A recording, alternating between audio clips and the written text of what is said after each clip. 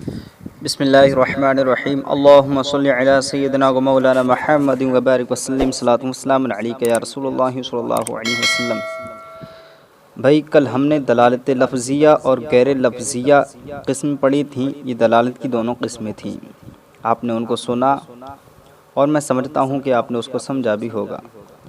آج دلالت لفظیہ جو ہے اور دلالت غیر لفظیہ ہے، اس کی ان دونوں کی تین قسمیں بنتی ہیں۔ بھائی دلالت لفظیہ آپ کو سمجھ میں آئی تھی بھائی، تو دلالت لفظیہ پھر سے سن لیجیے۔ میں نے بتایا تھا دلالت لفظیہ اسے کہتے ہیں کہ جس میں دال لفظ ہو، اور دلالت غیر لفظیہ اسے کہتے ہیں جس میں دال لفظ نہ ہو۔ جیسے مثال کے طور پر میں نے اپنی زبان سے کوئی لفظ بھی کہا، زید، پانی، کنواں، کچھ بھی کہا، تو یہ میرے لفظ ہیں، تو دلالت لفظیہ ہوئی۔ اور دلالت غیر لفظیہ میں منہ سے کچھ نہ بولوں، زبان سے کچھ نہ بولوں، بلکہ لکھ دوں یا اشارہ کر دوں یا اپنی گردن کو دائیں بائیں ہلا دوں، تو دلالت غیر لفظیہ ہے۔ تو دلالت لفظیہ وہ ہے جو لفظوں میں ہوتی ہے، اور دلالت غیر لفظیہ وہ ہے جو لفظوں میں نہیں ہوتی ہے۔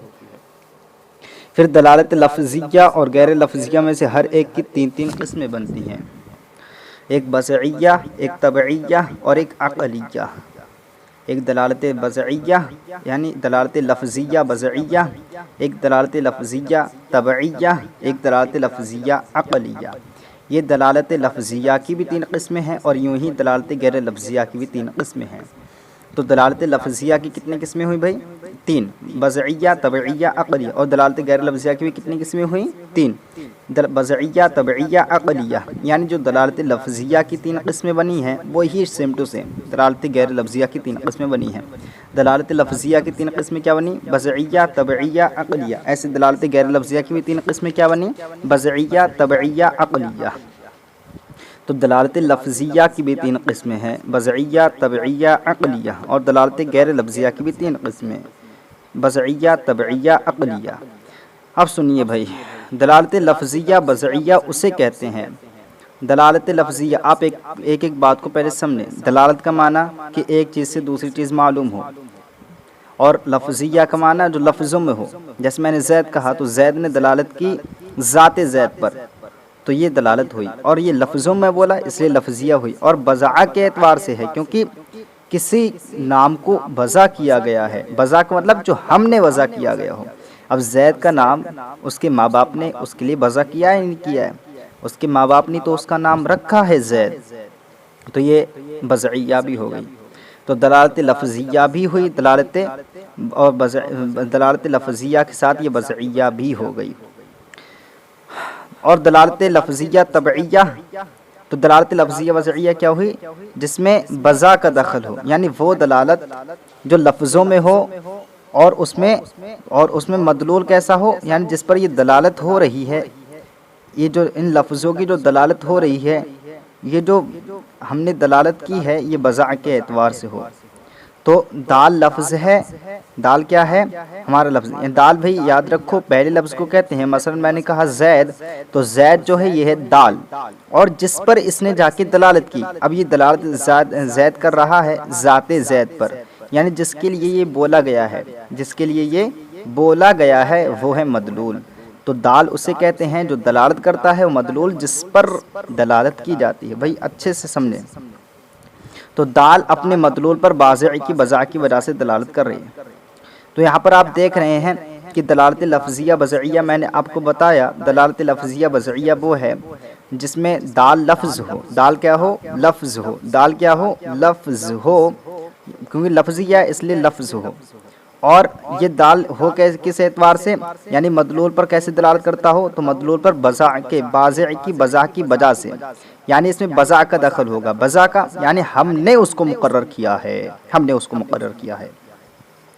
دیکھیے بھائی، دلالت لفظیہ اور غیر لفظیہ میں سے ہر ایک کی تین قسمیں ہیں، بصریہ، طبعیہ، عقلیہ۔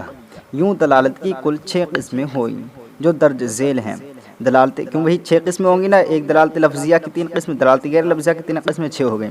دلالت لفظیہ بصریہ، دلالت لفظیہ طبعیہ، دلالت لفظیہ عقلیہ، دلالت غیر لفظیہ بصریہ، دلالت غیر لفظیہ طبعیہ، دلالت غیر لفظیہ عقلیہ۔ اب پھر میں نے دلالت لفظیہ وضعیہ آپ کو بتایا کہ دلالت لفظیہ وضعیہ جس میں دال لفظ ہو اور یہ دلالت کس اعتبار سے ہو، یعنی کس پر مدلول پر کیسے ہو، تو مدلول پر بازعی کی بزا کے اعتبار سے ہو، یعنی بازعی بزا کرنے والا، یعنی جس نے اس کے زید نام اس کے ماں باپ نے رکھا ہے، اور میں نے آپ کو بتایا تھا تھوڑی دیر پہلے کہ بازع بزا کرنے والے کو کہتے ہیں، یعنی جو کسی چیز کو بزا کرتا ہے اسے کیا کہتے ہیں، بازع کہتے ہیں۔ تو اس کو بزا کس نے کیا ہے، اس کے ماں باپ نے مثلا بزا کیا ہے، تو وہ ہوئے اس کے بازع۔ تو یہ اور اس میں بزا کا دخل ہے کیونکہ مدلول پر بزا کی وجہ سے دلالت کر رہے ہیں۔ جیسے لفظ زید کی دلالت ذات زید پر، جب لفظ زید بولا تو ویسے ہی فوراً ہمیں زید بھی جو ذات زید ہے، جو آدمی ہے، جس آدمی کا یہ نام ہے، جس لڑکے کا یہ نام ہے، وہ ہماری شکل میں ذہن میں گھس جاتا ہے اور اچھی طریقے سے بیٹھ جاتا ہے، ہمیں اس کی شکل نظر آنے لگتی ہے فوراً۔ تو جو لفظ بولا یہ ہے زید، کیونکہ لفظوں میں نا اس لیے زید، اور یہ لفظوں میں تھا، اور یہ زید لفظوں میں تھا اس لیے لفظیہ، اور یہ بزا کے اعتبار سے کیونکہ ہم نے اس کو بزا کیا ہے اس لیے یہ بزعیہ ہوئی۔ جیسے لفظ زید کی دلالت ذات زید پر، کیونکہ بازع نے لفظ زید کو بزع ہی اس کے لیے اس لیے کیا ہے کہ یہ ذات زید پر دلالت کرے۔ دلالت لفظیہ طبعیہ، پھر یاد رکھو دلالت لفظیہ طبعیہ اسے کہیں گے جس میں دال لفظ ہو، یہ تو پتہ ہی ہے آپ کو کیونکہ لفظیہ آ رہا ہے تو لفظوں میں ہی ہوگی، اور دلالت تو آپ جانتے ہیں دلالت لفظیہ جس میں دال کیا ہو، جس میں دلالت کس اعتبار سے ہو، لفظیہ کے اعتبار سے ہو، لفظوں کے اعتبار سے ہو جس میں دال لفظ ہو، اور مدلول طبعیہ، طبعیہ کا مطلب طبیعت کے اعتبار سے، یعنی اس میں دلالت طبیعت کے اعتبار سے ہو۔ مثلا میں نے کہا، میں نے اپنے زبان سے کہا اوہ اوہ، یا میں کھاسا یا مجھے میں چلایا، تو اگر میں اوہ اوہ کروں گا یعنی کھاسوں گا وغیرہ کچھ بھی کروں گا تو کیا ہوگا، میری یہ طبیعت اس بات پر تقاضا کرے گی، آپ فوراً بیٹھنے والا میرے پاس بیٹھنے والا سمجھ جائے گا کہ ان کی طبیعت خراب ہے، تو یہ میری طبیعت کہہ رہی ہے۔ ایسے کوئی بچہ روتا ہے اور رو رو کے چلا کر روتا ہے، بہت چھوٹا بچہ ہے اور وہ روتا ہے، تو وہ جیسے ہی رویا ہمیں پتہ چل گیا یا تو اس کے درد ہو رہا ہے یا یہ بھوکا ہے، کیونکہ روٹی وغیرہ کے لیے تو کہہ نہیں سکتا ہے، وہ کیا کہہ رہا ہے، رو رہا ہے، تو اس کے لفظوں سے پتہ چل گیا کہ رو رہا ہے، اس کی طبیعت کیا کہہ رہی ہے کہ اسے بھوک لگ رہی ہے۔